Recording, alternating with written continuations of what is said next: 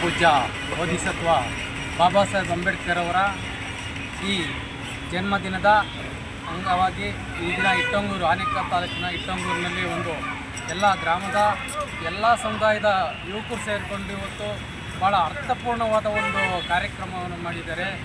ಸರಳ ಮತ್ತು ಅರ್ಥಪೂರ್ಣ ಒಂದು ಐತಿಹಾಸಿಕವಾಗಿ ಒಂದು ಗಮ್ಮದ ಆಲೋಚನೆಗಳನ್ನು ಬಿತ್ತುತ್ತಾ ಮಕ್ಕಳಲ್ಲಿ ಒಂದು ಅವೇರ್ನೆಸ್ಸನ್ನು ಮೂಡಿಸುತ್ತಾ ಮತ್ತು ಗಮ್ಮದ ಒಂದು ತಿರುಳನ್ನು ತಿಳಿಸುತ್ತಾ ಈ ಗ್ರಾಮಕ್ಕೆ ಪರಿಚಯಿಸ್ತಾ ಒಂದು ಅರ್ಥಪೂರ್ಣವಾದ ಒಂದು ಅರಿವಂಟಿಕೆ ಕಾರ್ಯಕ್ರಮ ಎಲ್ಲವನ್ನು ಯುವಕರು ಆಯೋಜನೆ ಮಾಡಿ ಒಂದು ಭಾಳ ಅಚ್ಚುಕಟ್ಟವಾದ ಈ ಕಾರ್ಯಕ್ರಮವನ್ನು ಬಾಬಾ ಸಾಹೇಬ್ ಅಂಬೇಡ್ಕರ್ ಜನ್ಮದಿನವತ್ತು ಆಚರಣೆ ಮಾಡಿದ್ದಾರೆ.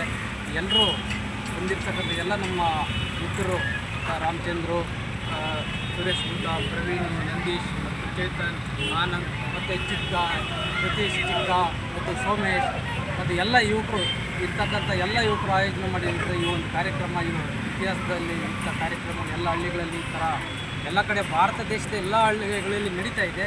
ಮತ್ತು ಪ್ರಪಂಚಾದ್ಯಂತ ಇವತ್ತು ವಿಶ್ವ ಜ್ಞಾನ ದಿನವನ್ನಾಗಿ ಇವತ್ತು ಬೇರೆ ದೇಶಗಳು ಇವತ್ತು ಅಮೇರಿಕಾ, ನ್ಯೂಯಾರ್ಕ್ ಅಂತ ದೇಶಗಳು ಇವತ್ತು ನಮ್ಮ ಬಾಬಾ ಸಾಹೇಬರಿಗೆ ಒಂದು ವಿಶ್ವ ಜ್ಞಾನ ದಿನವನ್ನಾಗಿ, ಲಂಡನ್ನು ವಿಶ್ವ ಬುದ್ಧಿವಂತರ ದಿನವಾಗಿ ಮತ್ತು ಘೋಷಣೆ ಮಾಡಿದೆ ಬೇರೆ ದೇಶಗಳು.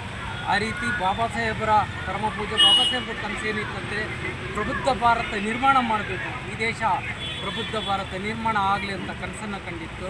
ಆ ನಿಟ್ಟಿನಲ್ಲಿ ನಾವೆಲ್ಲರೂ ಆ ನಿಟ್ಟಿನಲ್ಲಿ ಸಾಗ್ತಾ ಇದ್ದೀವಿ. ಆ ನಿಟ್ಟಿನಲ್ಲಿ ಮಕ್ಕಳನ್ನು ಪ್ರೇರೇಪಿಸ್ತಾ ಇದ್ದೀವಿ, ಸಮಾಜವನ್ನು ಎಚ್ಚರಿಸ್ತಿದ್ದೀವಿ.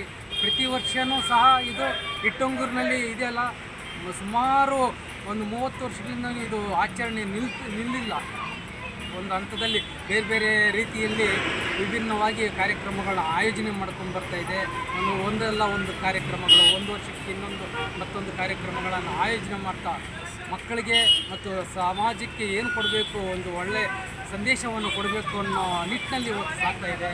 ಆ ಒಂದು ಎಲ್ಲ ಗ್ರಾಮದಲ್ಲಿ ಎಲ್ಲಿ ರೀತಿ ಆಗಲಿ ಅಂತ ನಾನು ಆಶಿಸ್ತೀನಿ.